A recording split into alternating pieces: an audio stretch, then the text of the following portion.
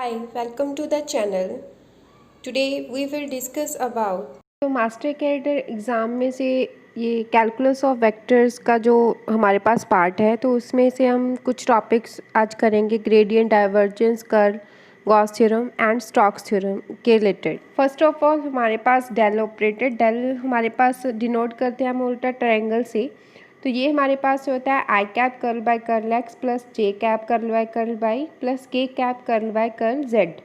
इसे हम differential operator भी बोल सकते हैं। It can be use to find the gradient of scalar, जो हमारे पास इसका रिजल्ट एक वेक्टर फॉर्म में आएगा। डाइवर्जेंस ऑफ वेक्टर, जो कि रिजल्ट एक स्केलर क्वांटिटी होगी। Curl of vector, result in a vector. Let's start with the gradient. Let phi हमारे पास एक स्केलर फंक्शन है एक्स वाई जेड कोऑर्डिनेट्स का।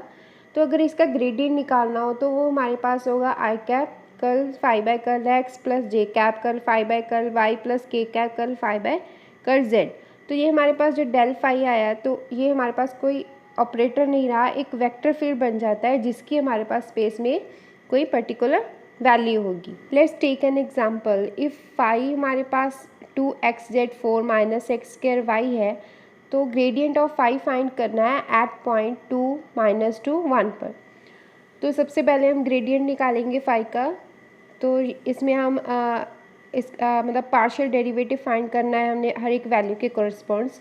तो कर्ल बाय कर्ल एक्स हमारे पास आएगा 2z⁴ minus 2xy। Curl by curl y हमारे पास आएगा 0, बिकॉज जहाँ पर कोई वाई कोऑर्डिनेट नहीं है, minus x square plus k cap 8x z³ minus 0। इसको हम सिंप्लीफाई करें तो ये हमारे पास क्वांटिटी बनेगी। तो हमने फाइंड करना है ग्रेडियंट एट दिस पॉइंट। तो हमारे पास अगर यहाँ पर x, y और z कोऑर्डिनेट की हमें वैल्यू गिवन है, इसकी वैल्यूज़ पुट करें तो हमारे पास ग्रेडियंट की वैल्यू आएगी 10i cap minus 4j minus 16k cap. Next example is if del u is equals to 2r4, r vector है, फाइंड u। तो यहाँ पर हमें पता है कि du हमारे पास होता है डेल u डॉट dr। तो यहाँ पर डेल u की वैल्यू हमारी गिवन है, तो एक वैल्यू पुट करें तो हमारे पास हमने u फाइंड करना है, तो डेरिवेटिव फॉर्म में गिवन है। तो u फाइंड करने के लिए हम इसको क्या है with respect to r integrate करें। तो u हमारे पास आएगा 1/3 r⁻6 plus constant of integration. Next is find the constant a and b so that the surface this will be orthogonal to the surface this at 1 minus 1 and 2।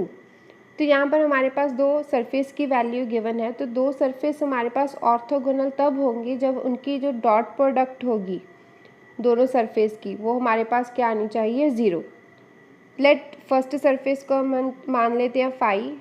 तो इसकी value आएगी a x square minus b y z minus a plus 2 into x equals to 0।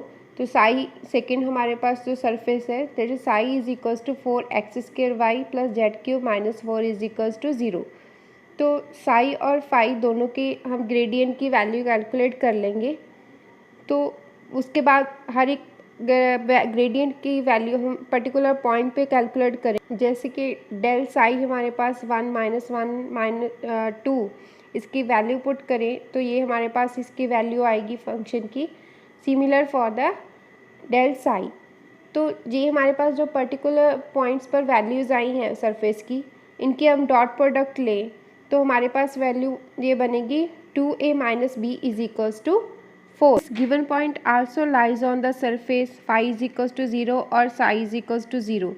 तो हम अगर phi is equals to 0 में इस point की value put करें तो हमारे पास आएगा a plus 2b is equals to a plus 2। यहाँ पर हम b की वैल्यू कैलकुलेट कर लेंगे। तो b की वैल्यू अगर इसमें पुट करें इस वैल्यू में तो हमारे पास a आएगा 5/2 which are the required values. Next is divergence of vector. Divergence हमारे पास is a vector operator that operates on the vector field and producing a scalar field that giving the quantity of the vector source at each point। Divergence एक तरह हमारे पास del operator vector और ए vector दोनों की dot product हुई। तो इसके रिलेटेड जो इंपॉर्टेंट थ्योरम्स हैं, that is first is del A plus B, ये हमारे पास बन सकता है del dot A plus del dot B. Second है हमारे पास डेल डॉट ए का कोई स्केलर मल्टीपल है तो ये हमारे पास होगा del phi dot A plus phi del dot A. Solve an example, तो ये हमारे पास हमने डाइवर्जेंस फाइंड करनी है R vector by R cube की। तो यहाँ पर हम ये सेकेंड थ्योरम अप्लाई करेंगे। तो ये बना हमारे पास डेल डॉट आर वेक्टर, तो इसकी हमने डाइवर्जेंस फाइंड करनी है। तो आर वेक्टर हमारे पास होता है x i cap plus y j cap plus z के कैप। इसको अगर हम सॉल्व करें तो पार्शियल डिफ्रेंशिएट करके जे हमारे पास बनेगा 3। तो ये वाली फॉर्म हमारे पास बनती है ग्रेडियंट ऑफ 1/r³। तो इसको हम सॉल्व करें तो ये फॉर्मूला होता है हमारे पास gradient r raise to power n is equals to n r raise to power n-2 into r vector. तो इसे सॉल्व करें तो हमारे पास ये फॉर्म आएगी। तो आफ्टर सिंप्लीफाइंग तो हमारे पास इसको सॉल्व कर हमारे पास डाइवर्जेंस ऑफ दिस क्वांटिटी हमारे पास आएगी 0। नेक्स्ट है evaluate del dot 2x² z i cap minus xy² z j cap plus 3y(z² k cap. तो यहाँ पर हम डाइवर्जेंस फॉर्म लगाकर हमने पार्शियल डिफरेंशिएट फाइंड कर लेना है, curl by curl x, curl by this, curl by curl z this. तो अगर इसको हम सॉल्व करें तो ये हमारे पास बनेगा 4xz minus 2xyz plus 6yz। तो ये सिंपल एक हमने पार्शियल डिफरेंशियल ही सॉल्व किया। नेक्स्ट है हमारे पास if omega vector is a constant vector and v is equals to omega cross r, find the divergence of v। ये हमारे पास बनेगा del dot v is equals to del dot omega cross r। r हमें पता है क्या होता है, position vector is equals to x i cap plus y j cap plus z के कैप। तो इसकी हम पहले क्रॉस प्रोडक्ट सॉल्व करेंगे बाय सॉल्व दिस डिटर्मिनेंट। तो हमारे पास ये इक्वेशन बनेगी। तो इसका हम फर्दर क्या लेंगे, डाइवर्जेंस। तो डाइवर्जेंस हमारे पास क्या आएगी, curl by curl x omega y z minus omega z y. तो यहाँ पर हमारे पास कोई भी x का कंपोनेंट नहीं है तो इसका डिफरेंशिएट क्या होगा, 0। Similar for the other terms, curl by curl y भी हमारे पास 0 होगा, कर्ल बाय कर्ल z भी हमारे पास 0 होगा। तो divergence of this v vector हमारे पास क्या आएगी, 0। This is about the divergence. Next है हमारे पास कर्ल। कर्ल हमारे पास होती है rotation of a vector, means इसे हम लिखते हैं डेल क्रॉस ए वेक्टर। इसको हम इस फॉर्म के साथ सॉल्व कर सकते हैं। तो यहाँ पर जो कर्ल है वो हमारे पास वेक्टर की रोटेशनल और इरोटेशनल करैक्टर को बताती है। इसके रिलेटेड हमारे पास जो थ्योरम्स हैं, फर्स्ट है del cross A cross B vector. तो ये हमारे पास होता है del cross A vector plus del cross B vector. Second है हमारे पास del cross phi of A, यानी कि कोई वेक्टर है उसका स्केलर मल्टीपल है तो वो हमारे पास क्या होगा, del phi cross A vector plus phi del cross A. Second is del dot A cross B vector. तो ये हमारे पास होगा B dot del cross A vector minus A vector dot del cross B vector. तो third one है हमारे पास तीनों दिए हुए वेक्टर्स, इनकी तीनों की क्रॉस प्रोडक्ट। तो वो हमारे पास क्या होगी, B dot del A vector minus B dot product of del और A minus A dot product of del और बी प्लस ए डेल और बी की dot product. Fourth one is हमारे पास तो कर्ल ऑफ अ कर्ल दी गई है। तो ये हमारे पास होगा डेल क्रॉस ए, मीन्स पहले इसकी कर्ल उसके का फिर कर्ल। तो ये हमारे पास बनेगा minus del square A vector plus del dot A. Significances of curl. Curl indicate rotational और इरोटेशनल कैरेक्टर। 0 कर्ल अगर हमारे पास आ रहा है that means there is a no rotational aspect to the vector field. अगर नॉन ज़ीरो कर्ल है that means there is a rotational aspect. This shows up in EM with the how magnetic fields are generated from the electric current flowing and electric current are generated by the magnetic field movement। हमारे पास MCQ से curl के related, जैसे कि the curl of a vector gives। तो हमारे पास अगर हम first कर ले तो आंसर हमारा एक वेक्टर फॉर्म ही होगा, अगर उस वेक्टर की कर ले तो भी हमारे पास क्या होगा, वेक्टर। सो हमारी राइट ऑप्शन हुई option B, curl of vector हमारे पास क्या आएगा, अ वेक्टर क्वांटिटी। नेक्स्ट है हमारे पास find the curl of the vector and state its nature at this point. तो यहाँ पर हमारे पास एफ वेक्टर गिवन है, that is 30 I cap plus 2xy J cap plus 5x z square K cap. Find the curl of the vector, हम लेंगे del cross F. तो इससे हम पहले क्या है, डेल क्रॉस एफ सॉल्व कर लेंगे। आफ्टर सॉल्विंग दिस डिटर्मिनेंट हमारे पास कर्ल एफ बनेगा -5z स्क्वायर जे कैप प्लस 2y के कैप। तो इसकी हमने नेचर फाइंड करनी है दिस पॉइंट। तो यहाँ पर हम जे वाई और z इसकी वैल्यू पुट करें तो कर्ल एफ हमारे पास आ जाएगा -0.2 जे कैप प्लस 2 के कैप। तो mod of curl F calculate करें तो वो हमारे पास आएगा √4.04। तो right option is option D. Stokes theorem, a theorem proposing that the surface integral of the curl of the function over any surface bounded by a closed path is equal to the line integral of particular vector function round that path। Means जो हमारे पास Stokes theorem है वो हमारे पास क्या relation देती है surface integral और लाइन इंटेग्रल के बीच, which is this। Let's see some MCQs from the Stokes theorem. The first one is, the Stokes theorem use which of the following operation, divergence, gradient, curl, Laplacian। तो we know that हमारे पास Stokes theorem का ये formula आता है, यहाँ पर हम use करते हैं कर्ल। तो Stokes theorem use curl operation। Second question is, which of the following theorem convert line integral to the surface integral। तो स्टोक्स थ्योरम के बारे में तो हमने पढ़ा है, ये कन्वर्ट कर रहा है। तो राइट ऑप्शन यहाँ पर डी होगा, बिकॉज ग्रीन्स थ्योरम भी हमारे पास क्या है, सरफेस इंटीग्रल और लाइन इंटीग्रल में रिलेशनशिप देता है।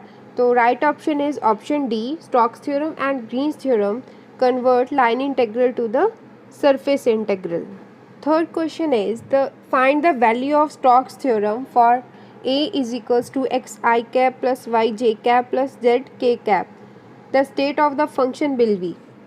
तो यहाँ पर हम स्टोक्स थ्योरम के फॉर सॉल्व करने के लिए पहले कर्ल ऑफ ए कैलकुलेट कर लेंगे। तो कर्ल ऑफ ए कैलकुलेट करें तो वो हमारे पास आएगा zero curls means the function is irrotational और curl free. Right option is option D. तो नेक्स्ट हमारे पास है the energy stored in a inductor 2H and the current 4A is. तो यहाँ पर इंडक्टेंस एंड करंट की वैल्यू गिवन है फ्रॉम द स्टोक्स थ्योरम। हमारे पास एनर्जी होती है इंडक्टर की E is equals to 0.5 Li²। यहाँ पर L और I की वैल्यू पुट करें तो एनर्जी हमारे पास आएगा 16 यूनिट्स। तो हमारा right option is option D. The next is the voltage of capacitor 12 farad with the rating of 2 joule energy is। तो वोल्टेज फाइंड करनी है कैपेसिटर की, कैपेसिटेंस है 12 फैरेड एंड एनर्जी है 2 जाउल। तो स्टोक्स थ्योरम से एनर्जी हमारे पास है 0.5 CV²। तो यहाँ पर C और E की वैल्यू पुट करें तो V कैलकुलेट करें वो हमारे पास आएगा 0.57 वोल्ट। तो right option is option A. Next is find the power given energy E is equals to 2 joule and current density J is equals to x²। Varies from x 0 से 1 तक very कर रही है। तो यहाँ पर हमें पता है पावर होता है current energy into current. According to the current density power होगा इंटेग्रल E.J ds। तो यहाँ पर E की वैल्यू हमारे पास 2, J है हमारा x²। तो इसको इंटेग्रल को सॉल्व करें 0 से 1 तो हमारे पास पावर आएगा 2/3 यूनिट। तो राइट ऑप्शन हमारा यहाँ पर हुआ option B. Next is Gauss divergence theorem. If A is a vector function of the position with continuous derivatives then volume integral of del dot A D V equal होगा surface integral of A. तो यहाँ पर v हमारे पास volume है bounded by a closed surface s and n is the position normal to S। इसके related question है हमारे पास the Gauss divergence theorem converts line integral to surface integral, line integral to volume, surface to line integral, surface to volume integral. तो हमारे पास definition of Gauss divergence theorem में है कि surface integral to volume integral ये convert करता है। तो राइट ऑप्शन जहाँ पर हमारा हुआ option D, surface to volume integral. तो नेक्स्ट क्वेश्चन है, the divergence theorem for the surface consisting of the sphere is computed in which coordinate system. तो ये चार ऑप्शंस हैं। तो यहाँ पर स्फीयर को देखें तो हम स्फेरिकल सिस्टम ही सोचेंगे, but it is wrong because the divergence operator is performed in that coordinate system in which the function belongs to। Gauss theorem हमारे पास इंडिपेंडेंट होता है सरफेस रीजन के, तो राइट ऑप्शन हमारा हुआ option D, because it depends on the function. Next is the divergence theorem value for the function x square plus y square plus z square at a distance of 1 unit from the origin. तो हमारे पास divergence theorem के लिए पहले इसकी divergence find कर लेंगे किसी फंक्शन की। तो हमारे पास आएगा 2x plus 2y plus 2z। तो यहाँ पर डिस्टेंस हम ले रहे हैं ओरिजिन से 1 यूनिट, तो हर एक वैल्यू x y z तो हमारे पास वेरी करेगी 0 से 1। After solving this volume integral तो हमारे पास आंसर आएगा 3। तो राइट ऑप्शन हमारा हुआ ऑप्शन डी।